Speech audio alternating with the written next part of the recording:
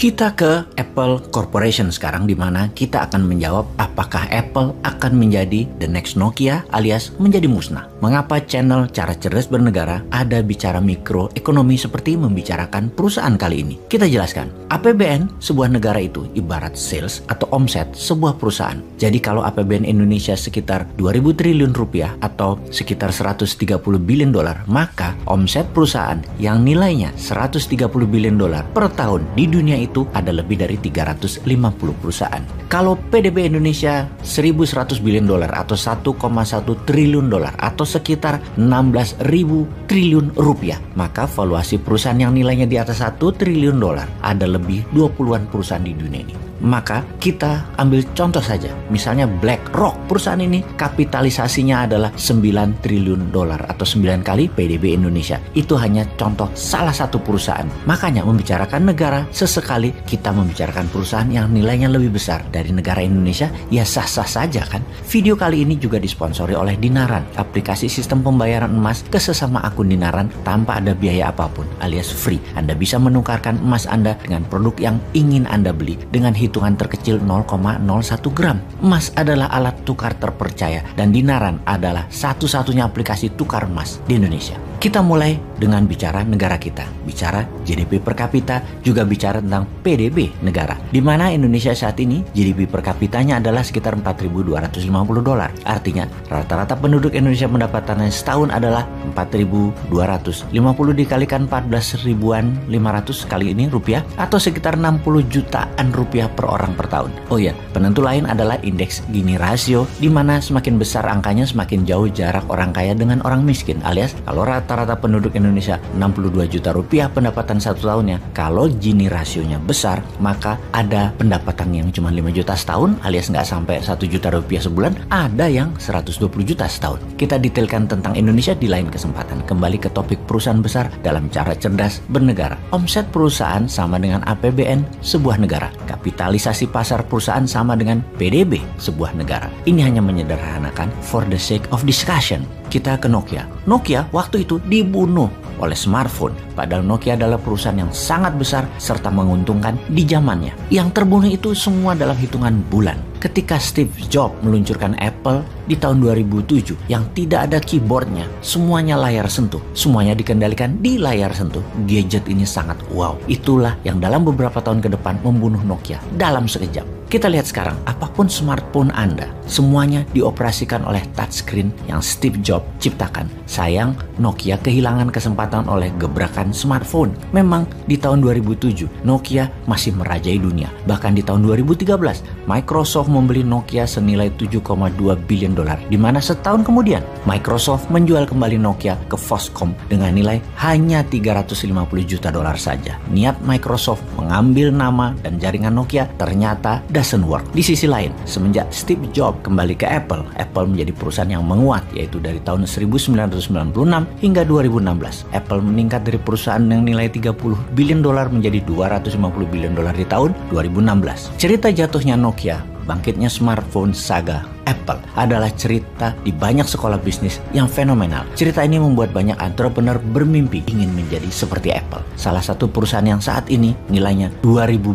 billion dolar itu Apple tersebut, dan ini nilainya lebih besar dari PDB seperti negara Indonesia, Italia, Brazil, Kanada, Rusia, Korea Selatan, Australia, Spanyol, dan banyak negara lainnya. Bahkan nilai Apple sungguh lebih tinggi dari nilai beberapa negara di dunia ini. Bahkan ya, free cash-nya Apple senilai 138 billion dolar itu lebih banyak dari cadangan devisa beberapa negara di Eropa dan puluhan negara Afrika, Asia, Amerika Latin lainnya. Pertanyaan berikutnya, jangan-jangan Apple kedepannya melakukan kesalahan apa yang Nokia lakukan? Kalau melihat apa yang dilakukan 2-3 tahun terakhir ini, apa sih yang Apple lakukan? Mengapa dikatakan akan meniru langkah Nokia, yaitu runtuh? Apple saat ini bukan perusahaan yang lagi dalam keadaan krisis. Hanya saja kita melihat apa yang akan terjadi dalam pandemi, di mana suplai bahan dasar Apple banyak datang dari Tiongkok yang sudah dalam 2 tahun ini tersendat. Namun bukan pandemi yang membawa masalah Apple, karena sebelum pandemi penjualan Apple sudah mulai turun. Turun tersebut selama 3 tahun terakhir, walaupun tidak signifikan, tetap merupakan yang terburuk di dalam 16 tahun terakhir di dalam prestasi prestasi Apple. Tim Cook, CEO Apple, mengatakan penjualan Apple menurun yang terbesar di Tiongkok dan ini berimbas ke penjualan ke seluruh dunia. Penjualan di Tiongkok turun 29% diakumulasikan dalam 3 tahun terakhir ini. Bahkan analis dari Goldman Sachs mengatakan ini sebuah cerita panjang yang bisa membandingkan Apple dengan Nokia, yaitu dulu Nokia bergantung pada pelanggan Nokia untuk mengupgrade teleponnya, alias setiap telepon Nokia lahir baru maka ada fitur baru serta upgrade kapasitas serta modelnya terbaru. Dimana kemudian semakin lama pelanggan tidak terlalu aktif membeli lagi karena tidak terlalu membutuhkan fitur baru atau kapasitas baru. Jadi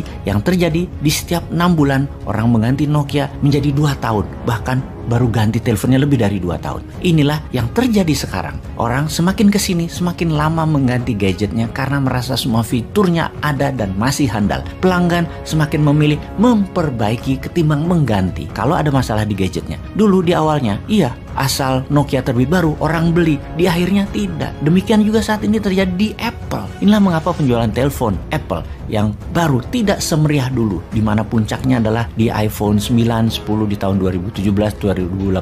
Seakan Apple itu mengandalkan glory from the past akan terus membawanya berjaya. Ingat kesuksesan laptop Apple, Book Mac, komputer Apple, iPhone, iPad, iPod, Apple Store yang fenomenal dan mendominasi pasar. Namun sudah hampir 10 tahun ini Apple kehilangan inovasinya. Jadi daripada fokus mencari lahan baru, agaknya Apple lebih memilih mempertahankan wilayahnya. Oke, kita kunci kata penting di sini dalam tanda petik mencari lahan baru dan mempertahankan wilayahnya. Steve Jobs punya legacy menambah inovasi dan menambah lahan baru.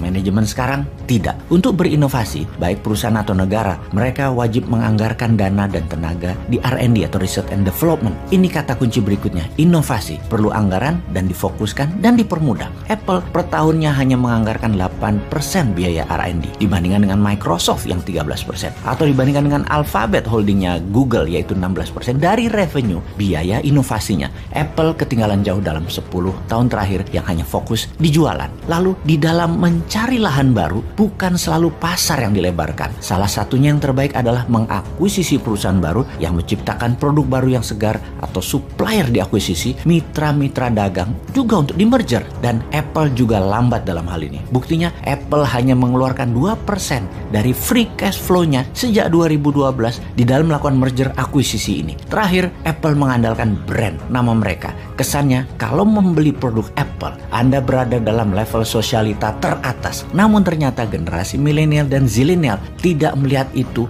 di Apple. Juga sisi buzz atau pembicaraan di sosial media dibanding terakhir yaitu Apple 5 hingga saat ini. Suara noise di Google turun jauh hingga separuhnya dibanding 10 tahun yang lalu. Lalu demi meningkatkan profit, seri Apple terakhir tidak menyertakan earbud dan charger lagi, yang ternyata membuat pembeli kecewa karena separuh pembeli Apple tetap membeli charge dan earbud di tempat lainnya, yang mana akhirnya pelanggan jadi tidak nyaman. Memang terlihat menguntungkan penjualan telepon tersebut, namun salesnya turun di mana-mana hingga 20% bahkan turunnya. Jadi kalau Apple tidak mengambil wilayah baru, tidak ada inovasi baru, tidak menambah pelanggan baru, Apple akan mengikuti sejarah Nokia dan BlackBerry. Moto Apple, think different, agaknya tidak dijalankan. Semoga ini bisa menjadi cermin kita semua untuk berbisnis dan bernegara.